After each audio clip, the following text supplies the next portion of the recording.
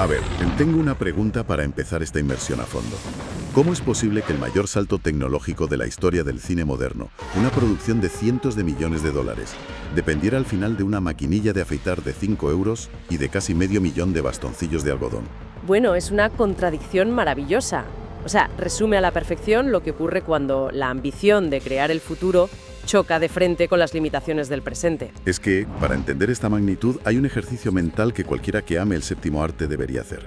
Consiste en viajar en el tiempo, concretamente al año 1999. Un año clave, sin duda. El mundo pareció detenerse por completo.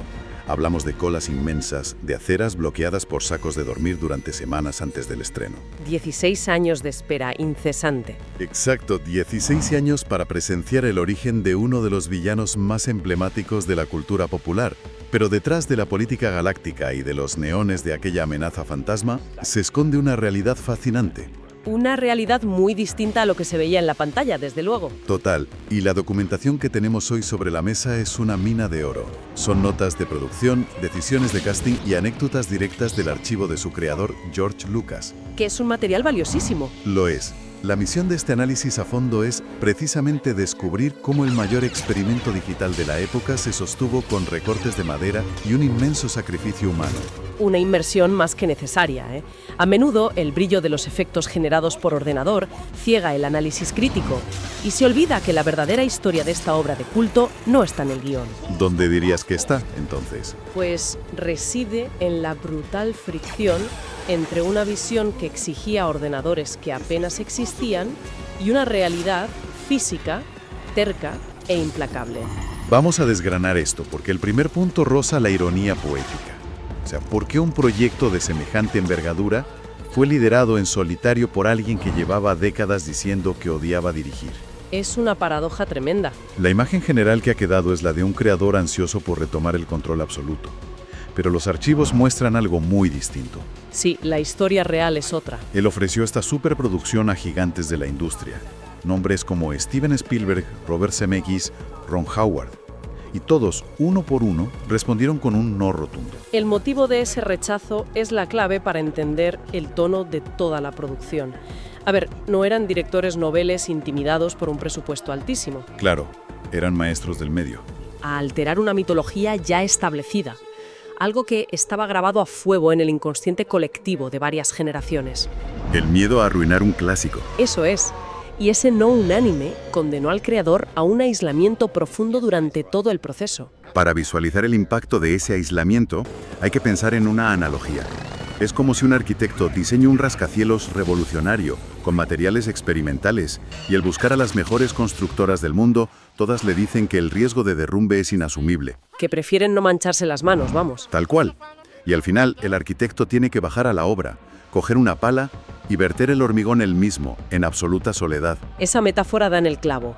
Y ese ecosistema tan cerrado tiene consecuencias palpables en la película. ¿En qué sentido? Pues que cuando no hay un Spielberg en la misma sala cuestionando tus instintos o rebotando ideas, tu visión pasa directamente a la pantalla, sin ningún tipo de filtro. Te conviertes en la única autoridad. El director asume el papel de deidad sobre un universo hipertecnológico, lo cual genera una carga de trabajo abrumadora para una sola persona.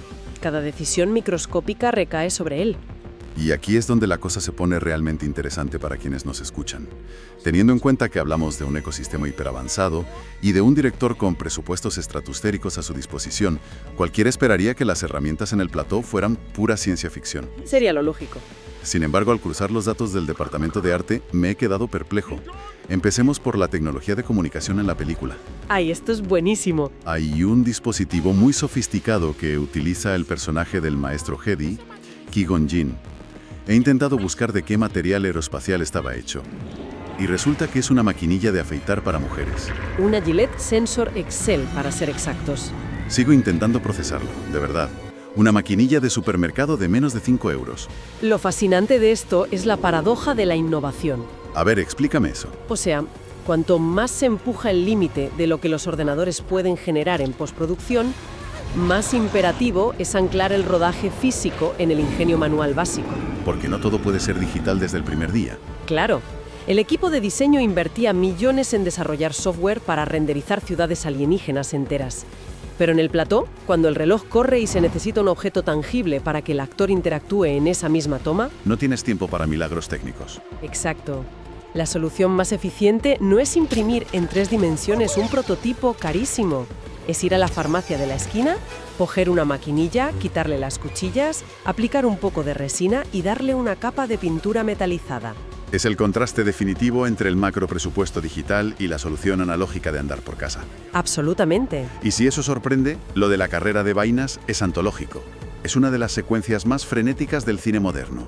Gradas inmensas llenas de miles de espectadores jaleando. Una escena grabada a fuego en la memoria de muchos. Siempre asumí que era un triunfo temprano de la clonación digital masiva. Pero las notas del archivo confirman que esos espectadores no eran código informático. Eran 450.000 bastoncillos de algodón. Bastoncillos de baño, sí. Pintados a mano uno por uno con distintos colores. ¿Para qué? Para simular la ropa. Exacto, para simular diversidad en las prendas del público. Pero a nivel puramente mecánico, ¿cómo consigues que un mar de algodón parezca una multitud vibrante en pantalla? Mediante pura física aplicada. Los insertaron en una malla metálica sobre una maqueta a escala. Y debajo de esa estructura colocaron ventiladores de escritorio normales y corrientes. ¡Ostras! Al encenderlos, el flujo de aire irregular hacía que los bastoncillos oscilaran de forma caótica. A través del objetivo de la cámara, ese movimiento, combinado con la pintura, engaña al ojo humano. E imita a la perfección a una multitud enloquecida dando saltos. Ingenio puro. Es que a veces lo más simple es lo más efectivo. Y la necesidad de recurrir a lo artesanal no se limitó a los decorados. El querido robot R2D2, una pieza fundamental en la trama, sufrió un colapso constante durante el rodaje. La arena no perdona. Las versiones por control remoto, que costaron una fortuna, se atascaban sin parar en el desierto de Túnez.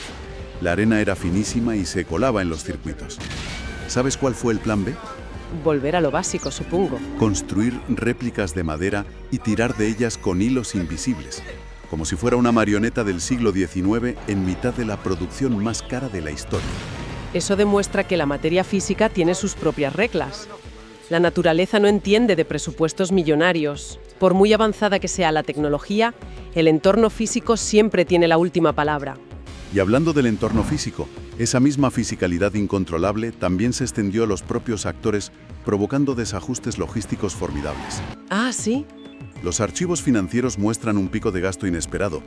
$150.000 en el departamento de carpintería por culpa de la genética de Liam Neeson. Espera, ¿solo por su altura? Rozando los 2 metros, representó un desafío tremendo. Es para reírse por no llorar. Hay presupuesto para renderizar galaxias, pero de repente hay que reconstruir, ampliar y elevar cada marco de puerta en los decorados físicos de Tatooine. Claro, para que la estrella principal no se abra la cabeza al cambiar de habitación. ¡Madre mía! Es que son esos accidentes logísticos los que anclan la obra a la realidad. Otro factor incontrolable fue el clima, que también quiso ser protagonista. Uy, la famosa tormenta. Una tormenta de arena masiva azotó Túnez y destruyó gran parte de los costosos decorados. Para cualquier otra producción esto sería motivo de pánico, retrasos millonarios y despidos Una automáticos. catástrofe en toda regla.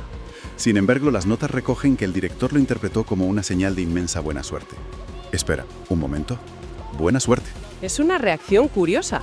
Tienes decorados destruidos en medio de la nada, el plan de rodaje dinamitado, millones perdidos en la tormenta, y es buena suerte. Me cuesta mucho comprar esa idea. Suena a justificación a posteriori para no perder la cabeza.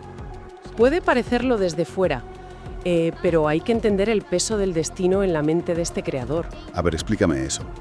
Pues resulta que exactamente la misma catástrofe climática ocurrió en el mismo lugar durante el rodaje de la película original en 1977. Ostras, qué coincidencia.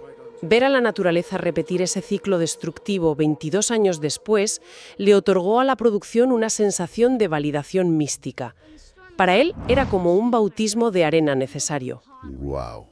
Y a los caprichos del clima se sumaron los de la biología.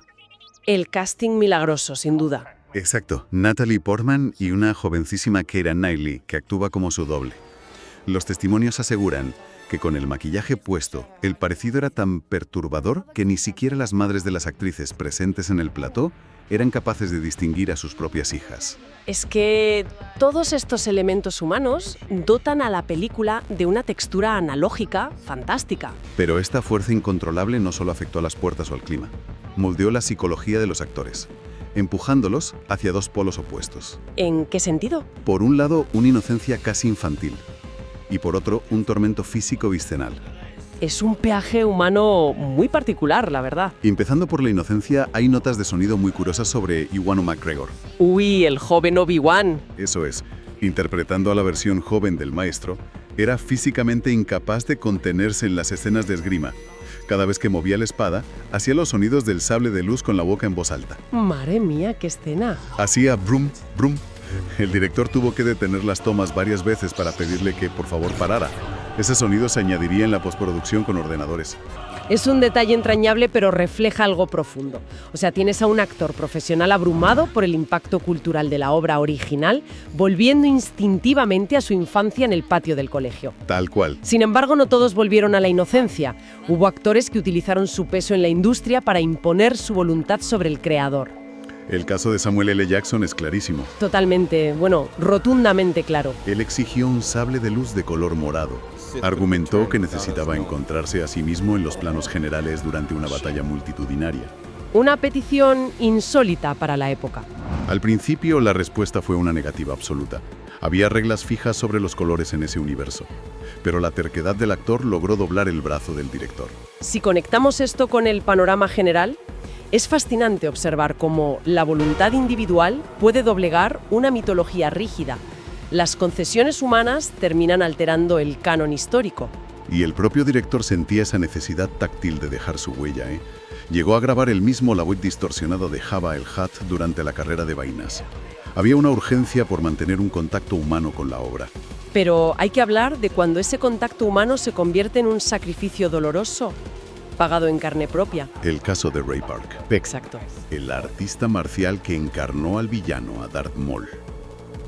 Es escalofriante. Llevaba unas lentillas amarillas pintadas a mano, y los informes médicos del set son durísimos. Fue un sufrimiento extremo. ¿Qué le pasaba exactamente en los ojos? El problema radicaba en la oxigenación. A ver, la córnea humana necesita respirar, y la densa capa de pintura artesanal en esas lentillas bloqueaba el paso del oxígeno, generando una irritación severa. ¡Qué horror! El riesgo de sufrir daños oculares permanentes será inminente, por lo que su tolerancia máxima era de 20 minutos seguidos antes de tener que quitárselas de urgencia. O sea que cuando alguien ve la película y nota esa mirada inyectada en sangre, ese odio animal que traspasa la pantalla, No es actuación, no es una actuación de método magistral. es agonía pura, es dolor físico capturado en celuloide. Es un contraste brutal frente a la imagen cómica de McGregor jugando a hacer ruiditos. Y representa el coste oculto de la innovación.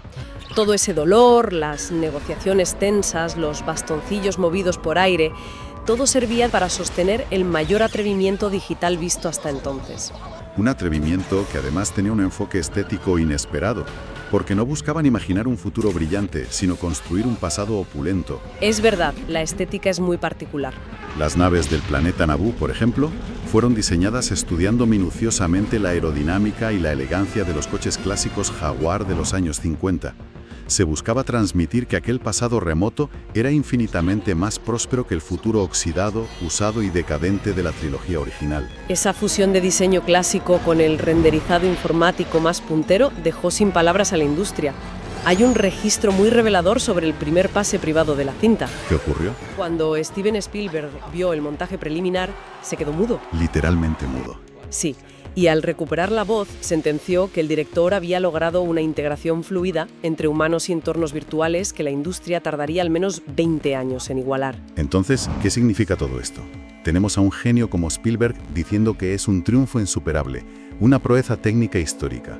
Sin embargo, la historia nos demuestra que el gran público lo recibió con incomprensión. Y en algunos aspectos con una hostilidad salvaje. ¿Cómo pasamos de la maravilla tecnológica a provocar uno de los episodios más oscuros de la cultura popular? Tenemos que abordar el caso del actor Ahmed Best. Es, con diferencia, la herida más profunda de esta producción. Ahmed Best interpretó a Jar Jar Binks, un personaje concebido como recurso cómico.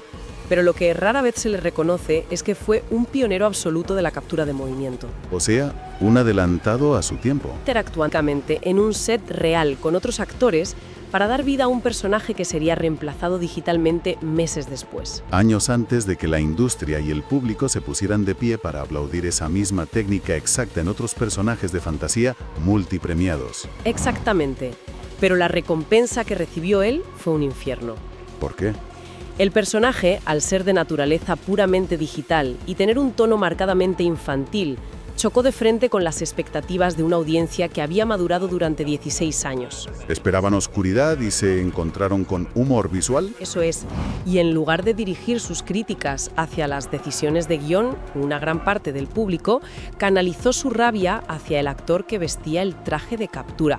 Fue una campaña de acoso sistemática contra alguien que sencillamente estaba ejecutando las instrucciones de su director a la perfección. Pero, ¿por qué ese nivel de ensañamiento personal? Entiendo que a alguien no le guste un guión o un personaje, pero llevar al actor al límite de confesar, años después, que contempló quitarse la vida. ¿De dónde nace una violencia tan desproporcionada hacia una innovación tecnológica? Nace de un fenómeno psicológico muy documentado llamado el Valle Inquietante. ¿Suena a ciencia ficción? Es ciencia pura. El cerebro humano ha evolucionado durante milenios para identificar a otros humanos. Cuando vemos algo en pantalla que parece vivo, que se mueve y habla de forma casi humana, pero falla en detalles microscópicos como el peso visual o los microgestos, el cerebro enciende una alarma de peligro. Lo identifica como una amenaza. Instintivamente lo asociamos con enfermedad o con algo que no debería estar vivo. El público del año 99 no estaba preparado para procesar esa incomodidad visual durante 2 horas. Claro, el cerebro colapsa un poco. Sintieron un profundo rechazo subconsciente. Y en su confusión, en lugar de culpar al código informático, atacaron al ancla humana de ese código. Penalizaron al eslabón más vulnerable de la cadena. Es verdaderamente desolador cuando lo piensas. Hemos recorrido un camino inmenso en este análisis a fondo. Desde la anécdota cómica de un actor demasiado alto para los marcos de las puertas en un decorado de Tatooine, hasta el abismo emocional que puede provocar la innovación tecnológica incomprendida. Ha sido un viaje intenso. Si hacemos un repaso ágil, queda patente que esta obra monumental nunca fue solo una cinta sobre impuestos comerciales espaciales o debates biológicos sobre la fuerza. Desde luego que no. Representa el experimento febril de un arquitecto solitario que construyó los cimientos del cine contemporáneo utilizando maquinillas de afeitar de 5 euros, bastoncillos agitados por ventiladores y sobre todo la resistencia extrema de su reparto. Y fíjate, comprender este proceso es vital hoy en día. Nos encontramos en una era de absoluta saturación audiovisual. Pantallas por todas partes. El uso de efectos informáticos es constante. Y la llegada de la inteligencia artificial promete generar mundos enteros con pulsar un botón. Sí, es el debate de moda. Pues repasar la madera astillada de aquellas réplicas de robots, el esmalte amarillo de esas lentillas asfixiantes o los trucos de carpintería nos deja una gran lección. Nos enseña a valorar la huella humana, el error analógico, la fricción. Esa capa de artesanía que se puede tocar. Esa artesanía táctil es lo que le da alma a las superproducciones. Sin ese andamiaje físico por detrás, la imagen generada por ordenador siempre corre el riesgo de sentirse hueca, estéril. Es la perspectiva perfecta para enfocar el consumo cultural moderno. Detrás de cada píxel siempre hay un apaño de última hora, un tropiezo, una decisión humana en la sombra. Siempre hay alguien sudando detrás de la cámara. Y a raíz de los sacrificios que hemos explorado hoy, tanto la agonía ocular en el set de rodaje frente a la lente, como la violencia psicológica que hubo que soportar después por atreverse a ser un pionero, hay una idea que resuene con mucha fuerza. Adelante, te escucho. Cuando empujar los límites de la tecnología en el arte exige que el ser humano asuma niveles intolerables de dolor físico en el rodaje, o que sirva de pararrayos para la crueldad colectiva del público, ¿hasta qué punto esa búsqueda incesante de la perfección visual es una herramienta para contar mejores historias? ¿Y en qué momento exacto se convierte en un riesgo destructivo para las mismas personas que intentan hacerlas realidad? Es una reflexión muy cruda. Es una línea muy delgada que merece la pena plantearse la próxima vez que veamos un universo imposible materializarse en una pantalla de cine. Y recordad que en nuestra zona de miembros profundizamos mucho más en estos archivos y en documentos inéditos. Gracias por acompañarnos en esta inversión profunda. Hasta el próximo análisis a fondo.